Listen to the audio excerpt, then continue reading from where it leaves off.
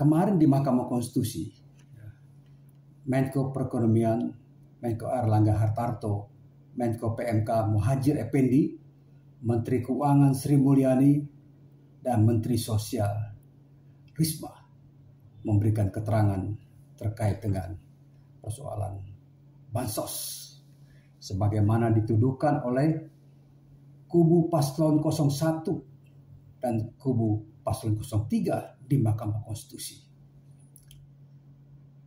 Keempatnya dipanggil oleh MK untuk memberikan keterangan atau ad imprimandum, bukan sebagai saksi. Oleh karena itu yang mendalami keterangan empat menteri ini adalah dari Mahkamah Konstitusi.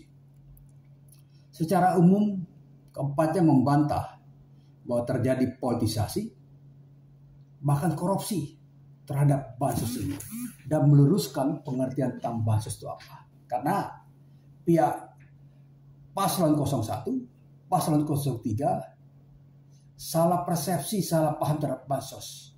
Bansos itu bagian kecil dari apa yang disebut sebagai perlindungan sosial atau Perlinsos.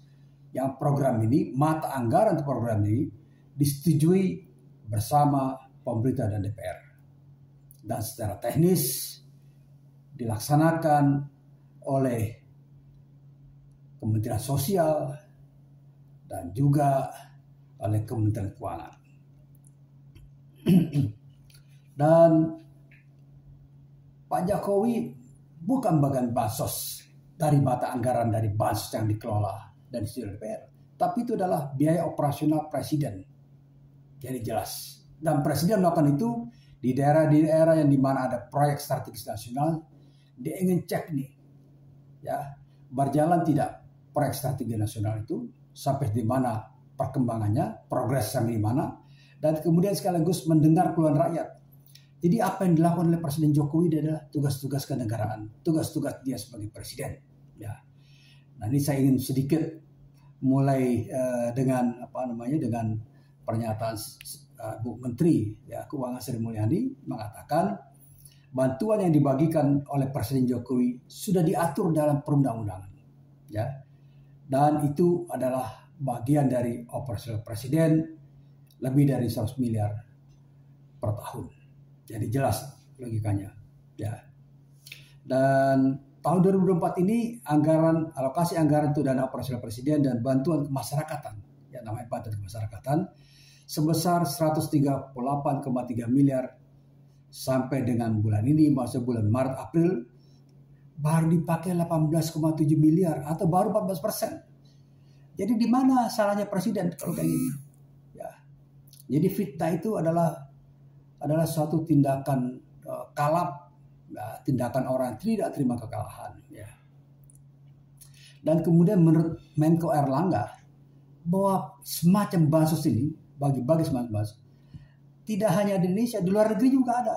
Di Amerika, ya, di Singapura, bahkan ketika terjadi COVID, ada itu pembagian 800 atau berapalah dolar Singapura per keluarga, ya. Jadi bantuan pangan di Amerika, ya, di Malaysia. Di Malaysia penduduknya tuh mendapatkan bansos, semacam bansos 25,6%. Cukup tinggi. Kemudian Singapura lebih tinggi lagi, 41,7%. Dan India 56,6%. Ya, dan di Amerika Serikat 12,1%.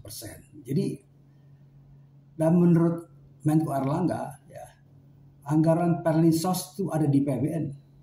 Tidak semua digunakan untuk bansos. Ya, sebagian besar digunakan untuk subsidi energi. Jadi ketahuan ini di mana letak posisinya, ya, masalah ini.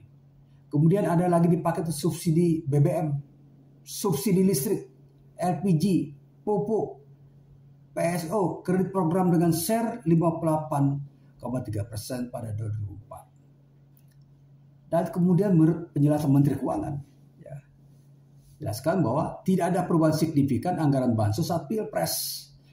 Ya, dia menyebut anggaran naik hanya 1,23 triliun dari tahun sebelum tahun 2003.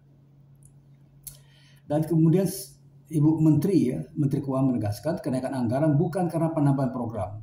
Ya, dia menyebut anggaran naik karena kenaikan alokasi untuk bantuan makan lansia serta bantuan untuk penyandang disabilitas dan bantuan yatim piatu. Jadi jelas Ya. Dan by name by address dikirim melalui rekening tabungan masing-masing dan juga melalui kantor pos. Jadi tidak mungkin ya orang-orang seperti ini terima kemudian mengucapkan terima kasih dari mana? Jadi logika dalil yang dipakai oleh paslon 01 dan 03 ketika mengajukan permohonan keberatan terhadap hasil pemilihan umum itu terbantahkan. Jadi fitnah itu selesai.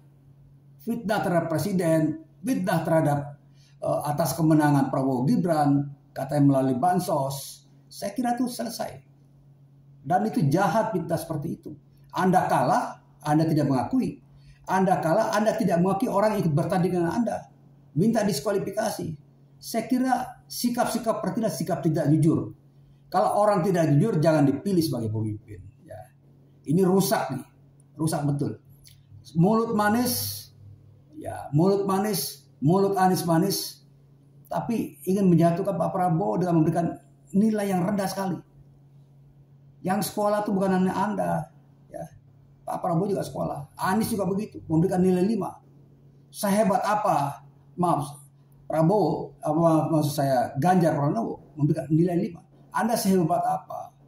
Ya, sehebat apa Anda ini? Ternyata Anda hanya mendapat suara paling bawah. Ya, sekitar 15%-an, 16%-an seperti itu. Kalah pula Anda nih. Jadi Anda dihukum karena kesombongan Anda. Pasangan Anies Muhaimin, ya, kemudian Ganjar Mahfud, Anda dihukum. Rakyat tidak suka dengan sikap-sikap arogansi seperti itu. Ini pelajaran buat Anda. Ya, pelajaran betul. Dan sekali lagi Anda tidak akan menang di MK. Tidak akan menang di MK. Karena Anda tidak mendalilkan sesuatu yang diminta oleh MK. Kita ini para pengacara ya, sudah ditatar di MK. Pengacara dari Anda juga diajar.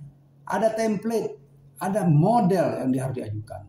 Ya, perselisihan. Berapa suara Anda yang kira-kira yang menurut Anda benar? Anda tidak lakukan.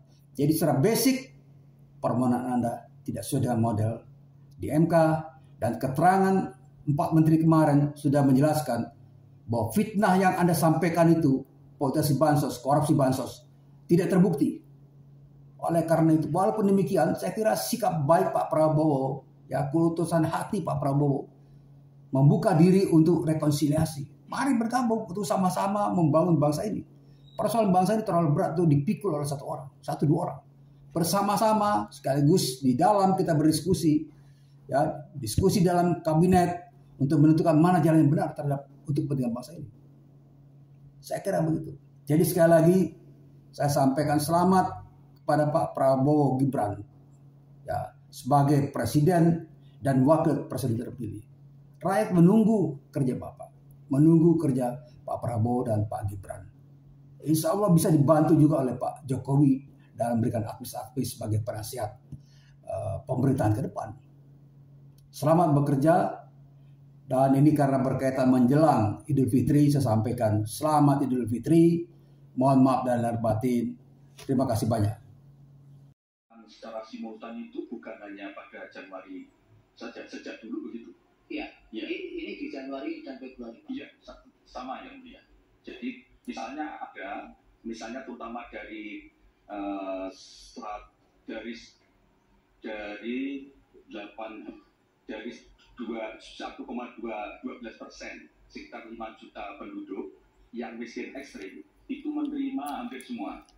Jadi dia juga menerima PKH. Kalau di dalamnya ada kriteria-kriteria, karena PKH ini yang mulia itu diberikan kepada keluarga miskin, tetapi dengan kriteria tertentu. Misalnya di situ ada ibu hamil, ada ibu menyusui, ada anak sekolah, ada keluarga difabel, ada keluarga lansia. Jadi kalau nanti di dalam keluarga miskin itu ada salah satu atau beberapa orang yang menderita ini, dia dapat juga PKH. Kemudian dia juga dapat BLT, makanan dari Kemensos. Dia juga bisa mendapatkan bantuan juga dari El Nino, bantuan pangan El Nino. Dia juga bisa mendapatkan bantuan dari beras, perdagangan pangan beras. Sehingga